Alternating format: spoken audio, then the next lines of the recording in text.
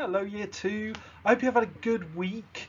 I hope it's a lovely day again where you are, but I don't know, maybe it's raining when you're watching this. But that's good for the garden, isn't it? Good for the plants. We looked last lesson at the story of this incredible man called Moses, Moses, it's pronounced Moses. And this lesson, we're carrying on looking at his story. I'm going to ask this: how does Moses end up being a hero to the Hebrew people? So here's another painting to help jog our memories. Pause the video, take a look, see if you can work out which part of the story from last week is being talked about here. Well, it is, let's get my pointer on. This is Moses. He is kind of, well, we'll talk about him in a minute. But what's going on over here? It's a bush. It's on fire. It's the burning bush. And who do we think this is coming out of the burning bush? Well, that's God. And we know that we can't, nowadays, we don't really think we know what God looks like. Well, I say we, I mean Christians don't really think they know what God looks like.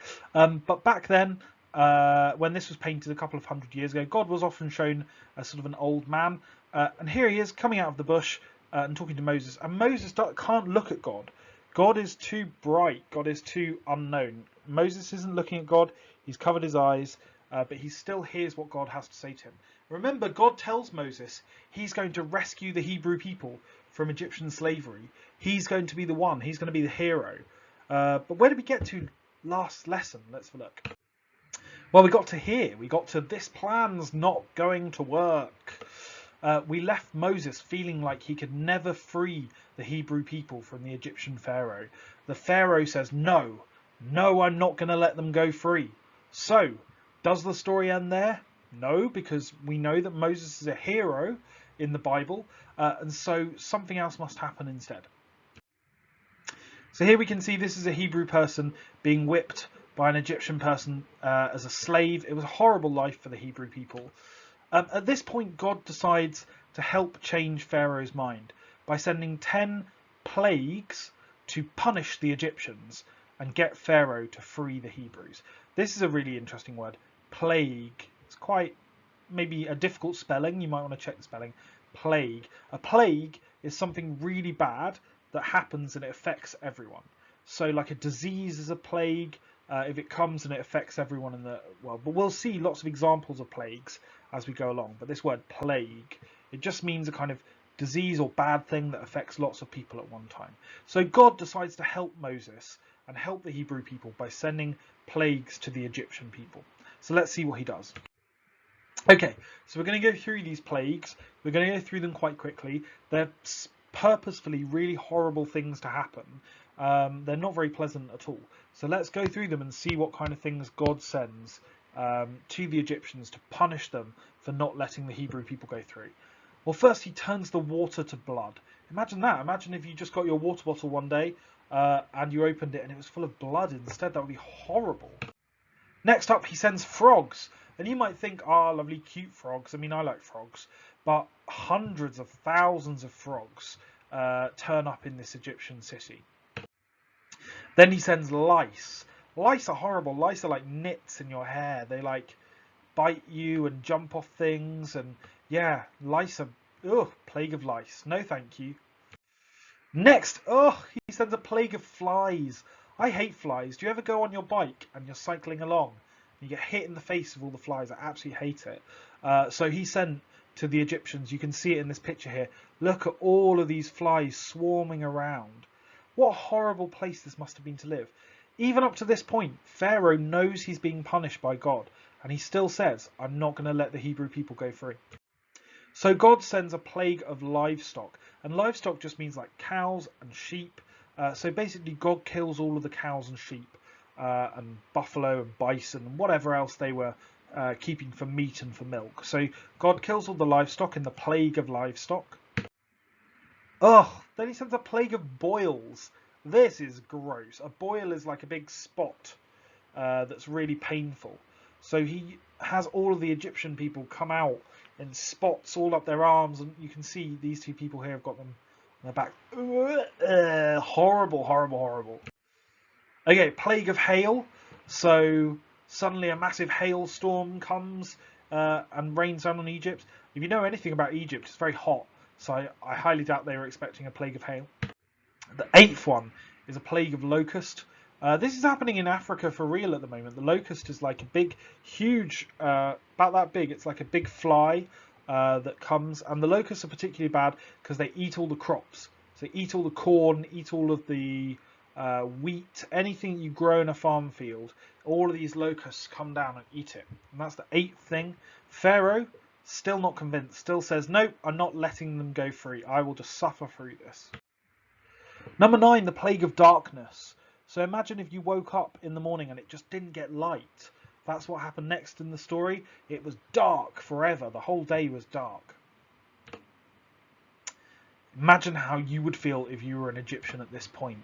Even after all this suffering, the Pharaoh does not change his mind. You've had boils, livestock dying, you've had locusts, lice, you've had frogs, you've had hailstorms, and now it's dark the whole time. So what happens next after these 9 plagues? Well, the death of the firstborn. So this is a really sad story.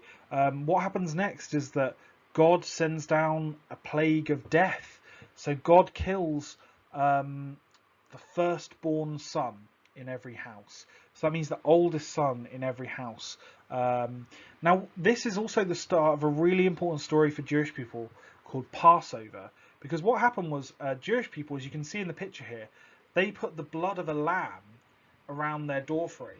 And so that way the angel who came and killed is represented here by this line. The angel would go in and they would kill an Egyptian son. How horrible and sad. And then they would mist the houses with the blood around.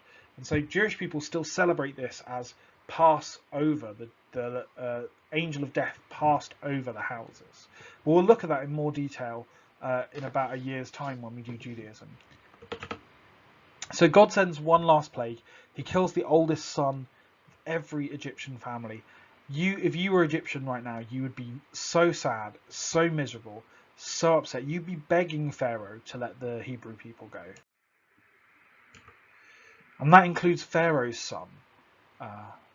And it's this death, this sadness, this loss for Pharaoh that convinces him to do what Moses wants him to do, and to free the Hebrew people and let those people go free. And of course they're happy. Like, how could you not be happy if you were a Hebrew person?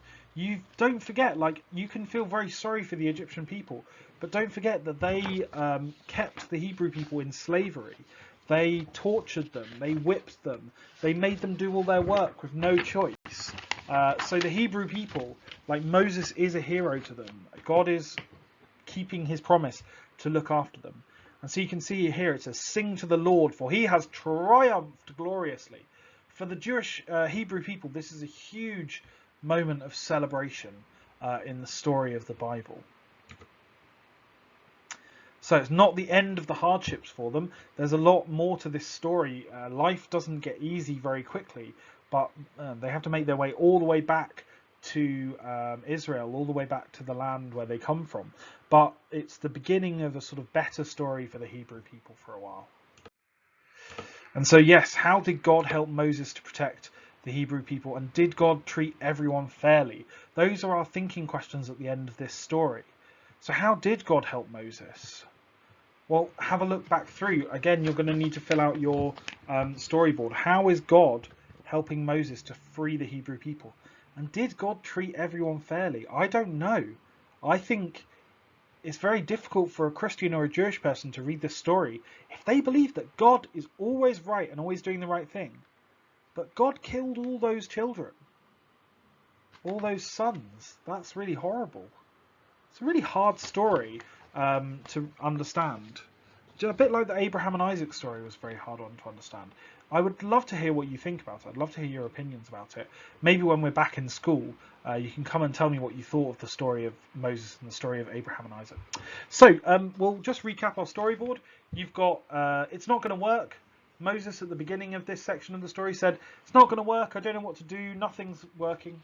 So God sends 9 plagues, and then the 10th plague being the death of the firstborn son. So God sends these different plagues down, and you could describe what some of them are, like plague of locusts, plague of frogs, plague of boils. Then God kills the firstborn sons of all the Egyptian people, and that forces Pharaoh to change his mind. Then the Hebrew people are free, and they are able to go out and start their journey to freedom, start their journey back home to Israel.